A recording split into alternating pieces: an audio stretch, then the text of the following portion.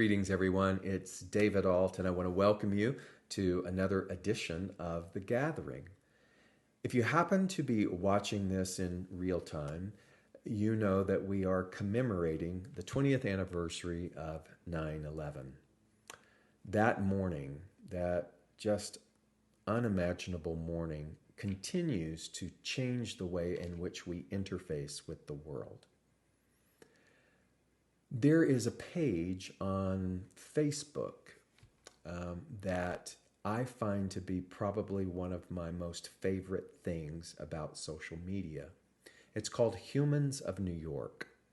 And it was started well over 10 years ago by a man who felt inspired to begin to take pictures of people and to document their stories and to find a way very artfully to bring out their humanity.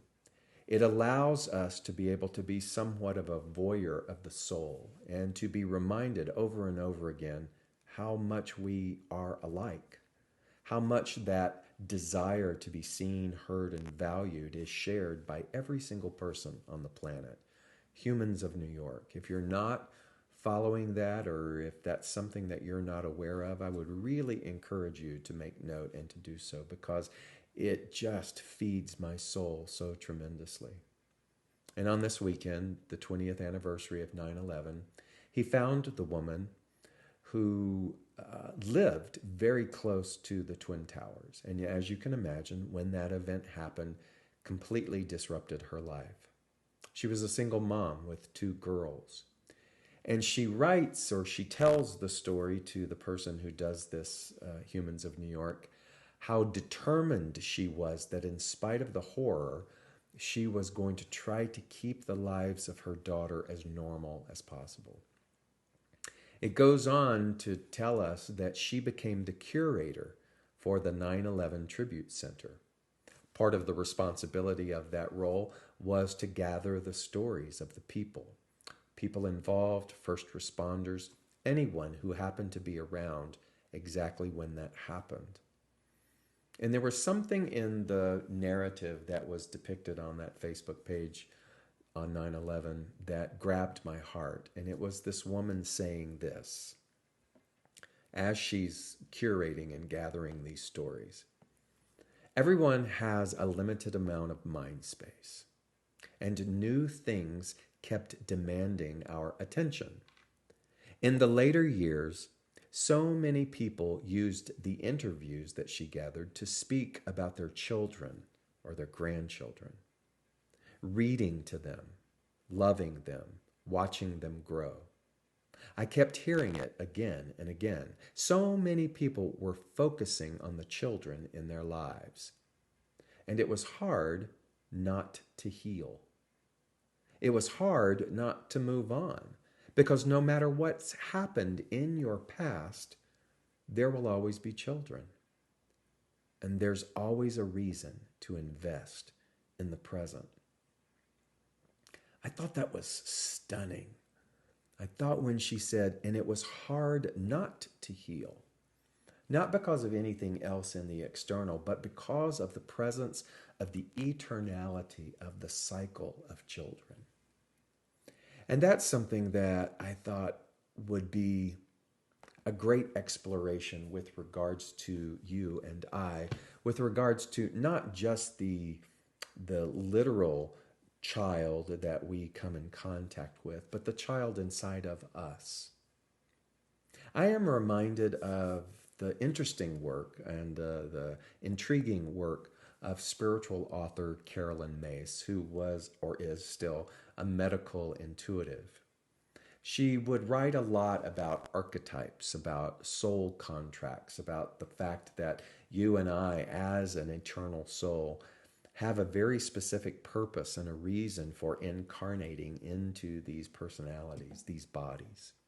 These soul contracts, as if, I believe in some of her work, she talks about the fact that we agree to these contracts. We agree to certain relationships. But what's interesting to note is that this doesn't mean then that everything that is transpiring or has transpired is predestined, but it means that the relationships and the journey that we have agreed to come on, the choice of our parents, the choice of our love interest, of our careers and things, those are things that we have agreed to enter into.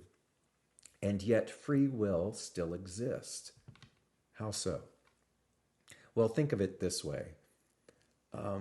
If I have a softball in my hand and I'm throwing the softball at a window, if nothing disrupts from the ejection of the ball out of my hand to the point of connection to the window, then the inevitability of that window is that it will crack or it will shatter. But at any given moment in the trajectory of the release of that ball to the window, anything can occur. A hand can come, a wind current can come, some type of disruption can shift that moment. And that's a beautiful example of, I believe, our free will. So we may have these soul contracts like Carolyn Mace talks about, but it doesn't mean that the relationships to parent, to career, to love interest, you name it, doesn't also contain with it the opportunity for self-awareness, for the deeper dive, for the quest to understand the nature of life, for enlightenment. And what is so beautiful about what the woman wrote about the curation of the stories of 9/11, about how it's hard not to heal, it's hard not to move on, is because what those people are focused on is a disruption from the story. They're focused on, they're devoted to a purity of the child, purity of the future of the child, of their own child, their grandchildren. They are willing to sacrifice the story in order that the future of these beings might be better than perhaps the experience that they have or you and I have had. That's also an example of you and I in our story. So with our soul contract, our willingness, our agreement to be here, it doesn't mean that when the pain happens, it doesn't mean that when the event occurs or the circumstance that really takes our breath away, not necessarily from a good thing, but from just such shock and sadness, that we are then stuck without a disruption to the continuing effect.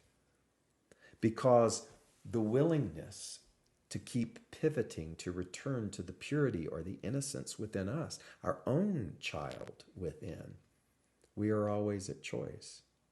And so, yes, if something happens and I release that softball, and the softball is the narrative or the commitment or the loyalty of the story, then if something doesn't disrupt that, then it continues to shatter or break or cause an effect that is in alignment with the loyalty to it.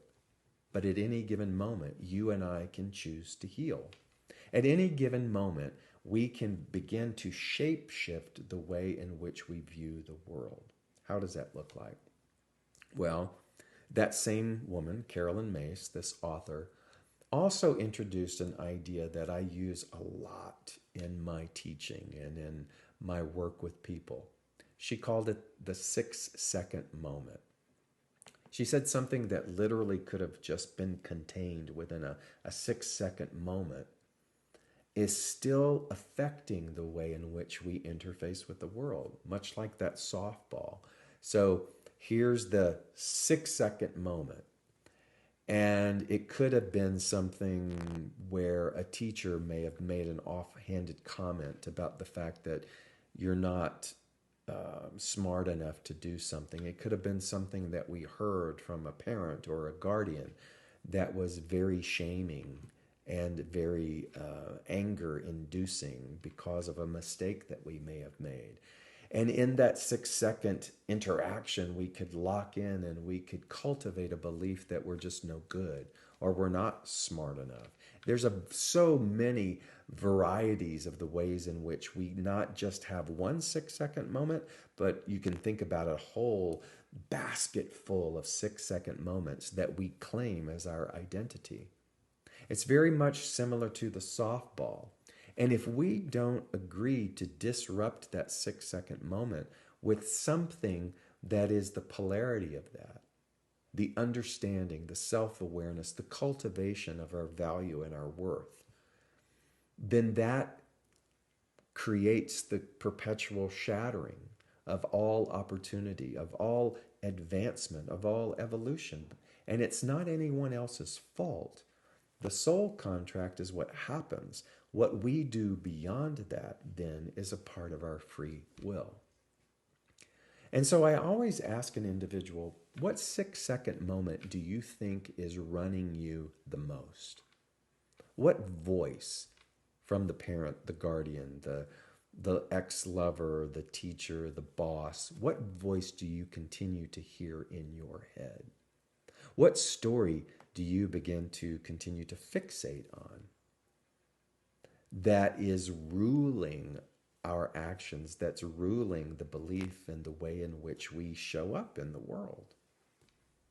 What's so beautiful about that is, just like the woman said, who was the curator for this 9/11 Tribute Center, she says, and it's hard not to heal.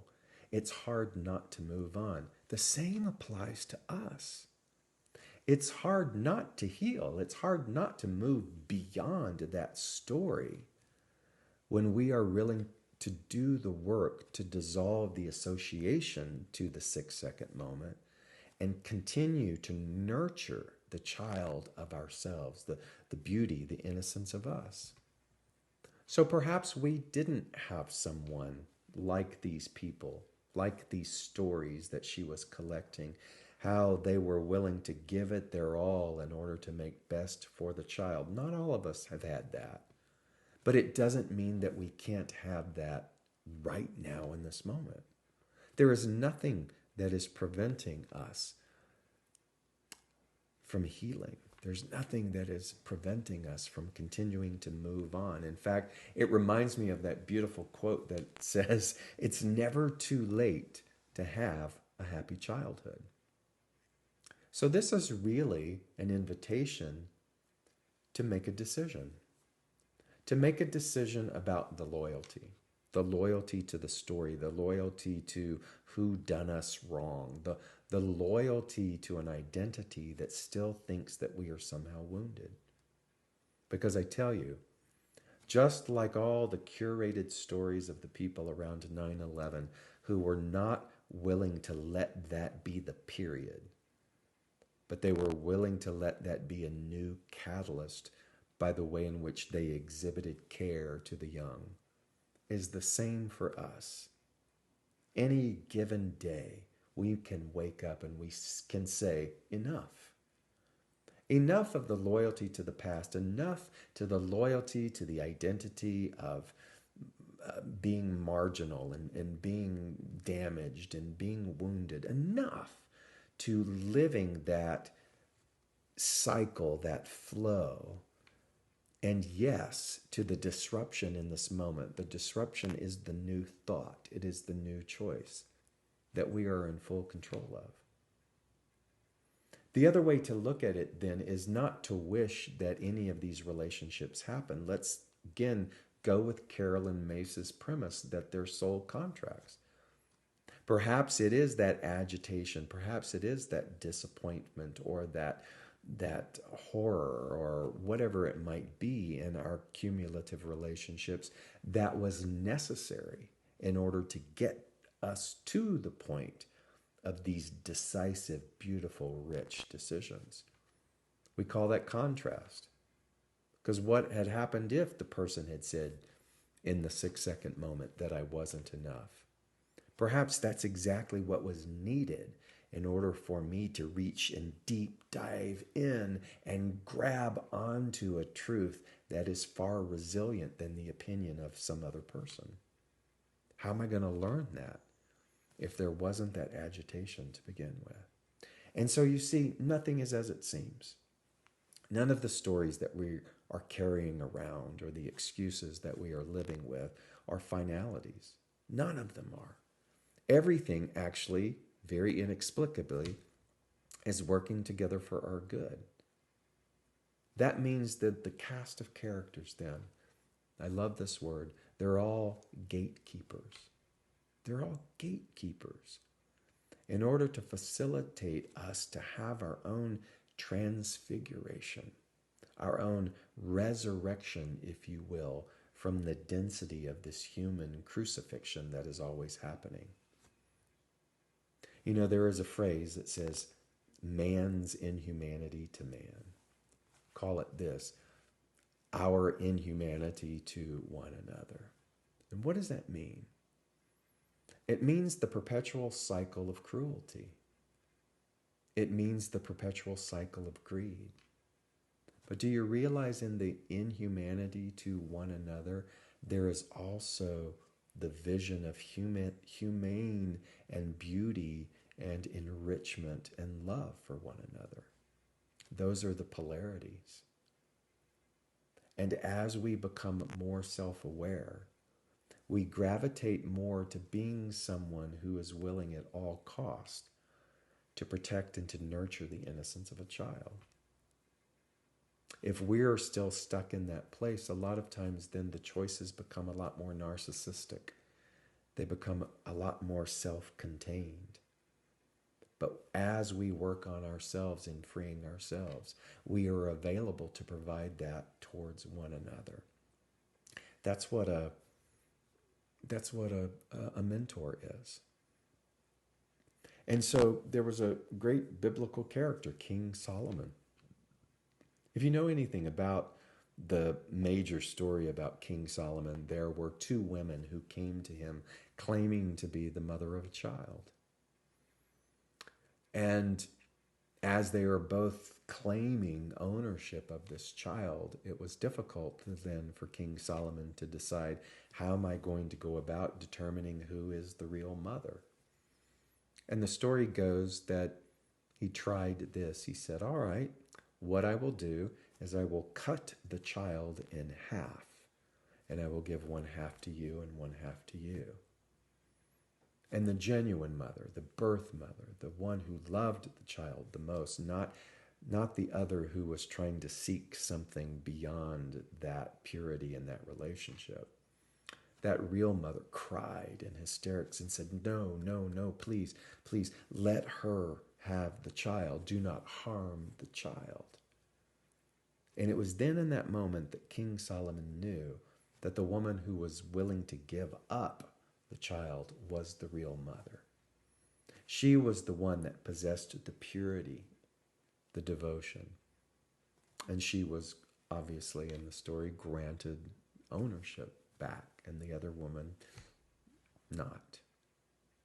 And I think about that because to me that the term Solomonic wisdom, King Solomon, Solomonic wisdom, is something that helps fast track or celestial speed up for us in our own evolution. Because in our pain and in our story, something happens. That which is the free spirit begins to get dampened. It begins to get veiled. That which is free to be vulnerable, that which is free to tell the truth, becomes more covered and shadowed. Because suddenly we are thinking that, just like all these people that experienced 9/11, that now the world is not safe. Those who are of a certain age, those who are of a level of accountability began to formulate a new idea of the horrors of the world. And yet, even so, these people were still committed to preserving the purity of the child. How do we combine then the misinformation that we as adults have and begin to apply Solomonic wisdom in giving ourselves back to ourselves? I find that what that requires of us is to begin to let go of limitation, to let go of anything that is diametrically opposed to the idea of purity and trust. That sounds insane, right? Because there are so many things like 9/11 that seems to rob us completely of trust. And yet, what if that's a part of the soul contract? What if these events occur in order to get us to a place where we must make a glorious decision, a soulful decision, a decision beyond appearances that says, in spite of the conditions of the world, I will nurture, I will help heal and move on with the heart of a child. And what that does is then, when we are face to face with someone who is trying to take something away from us, or it appears as though they are, or we are so fearful of losing something, that we become our own King Solomon and we apply Solomonic wisdom. And we can say, okay, take it. Okay, I'm not going to fret about this anymore. I'm not going to barricade my heart or my level of trust anymore from the world. I'm not going to let something like a 9/11, I'm not going to let something like heartache, I'm not going to let something by government mandates, I'm not going to let anything that is causing such massive disruption to make me close my heart and become divisive.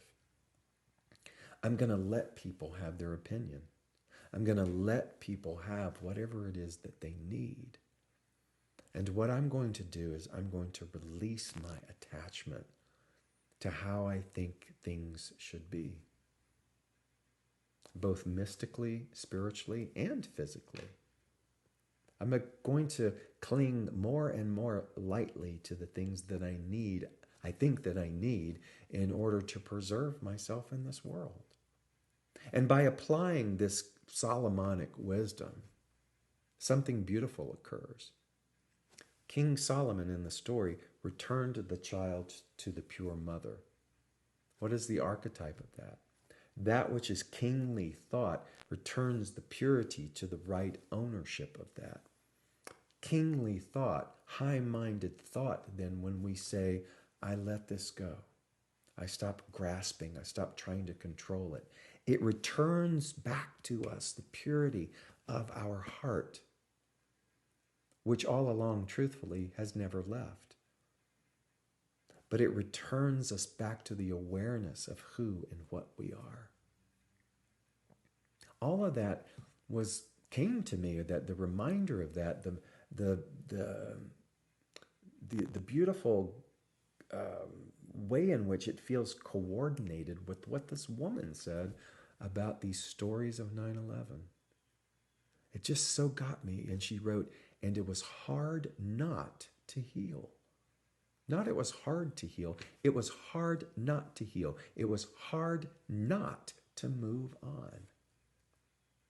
And my goodness, if there was a prayer that I could offer you, if there was a reminder that I could plant within your consciousness, it would be that. This life, this world, all of these soul contracts, all of the difficulties, all of the things, all of the pains and the division that we experience, it's hard not to heal. It's hard not to move beyond these appearances when we access that Solomonic wisdom. We disrupt the collection of our 6-second thoughts, our 6-second beliefs. And we create a new pathway, a new elevation, a new spiral of awareness. Because that is then investing in ourselves and in our world and in each other. Can you imagine if the tipping point, the percentage of consciousness within us as humans was more on that side? Can you imagine the way in which the falsity would begin to dissolve? That the